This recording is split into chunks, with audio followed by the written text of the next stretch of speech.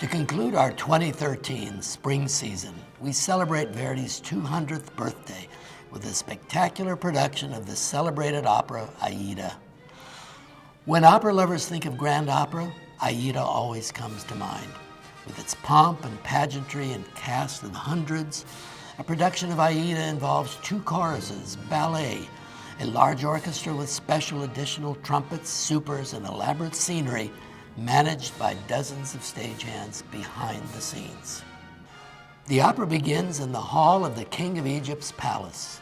Ramphis, the high priest of Egypt, tells Radames, the young warrior, that they will soon be at war with the Ethiopians. Radames dreams of gaining victory on the battlefield and of a life with Aida, the beautiful Ethiopian slave, with whom he is secretly in love. Unbeknownst to Radames, Aida is actually the captured daughter of the Ethiopian king Amonasro, but has concealed her identity to protect herself. Radames sings about his heavenly Aida in one of the opera's most famous tenor arias, Celeste Aida.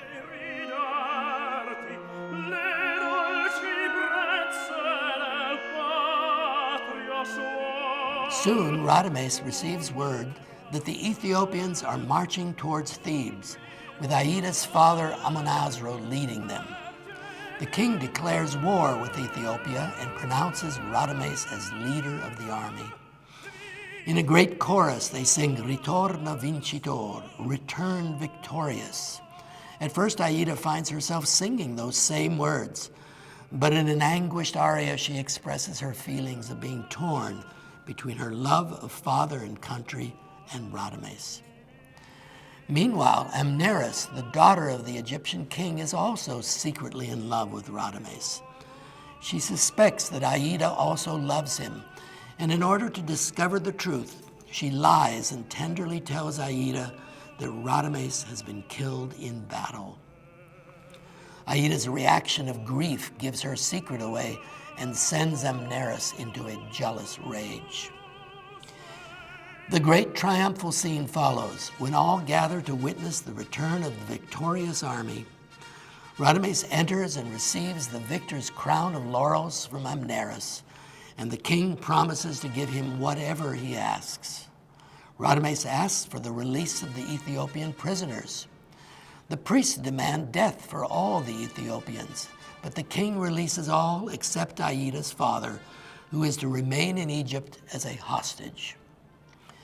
He then rewards Radames by offering the hand of his daughter Amneris in marriage. The act closes with a huge and glorious ensemble where all give voice to their own reactions. Act 3 takes place on the banks of the Nile. A boat arrives with Amneris and Ramphis, the head priest, as they enter the temple to pray on the eve of her marriage to Radames. Aida arrives for an assignation with Radames, who she imagines wants to say farewell to her.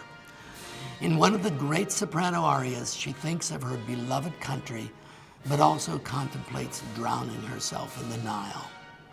Suddenly, her father appears. He asks her to help him discover the route the Egyptian army will take the following day, since the Ethiopians are prepared and waiting to attack.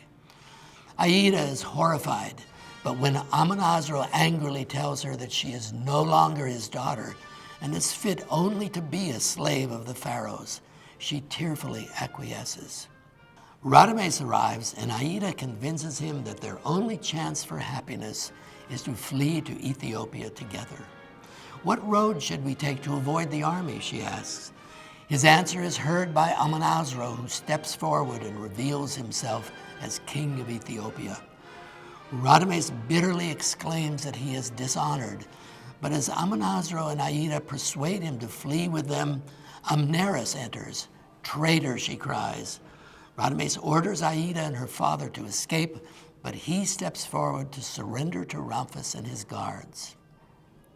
In the Temple of Judgment, awaiting trial, Radames is unmoved by Amneris' offer to save him if he will renounce Aida and marry her instead.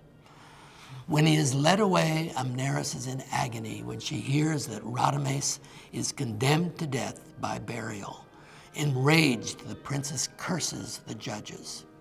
In the final scene, Radames is buried in a dark vault where he hopes Aida is safe, but soon discovers she already has entered the crypt to die with him.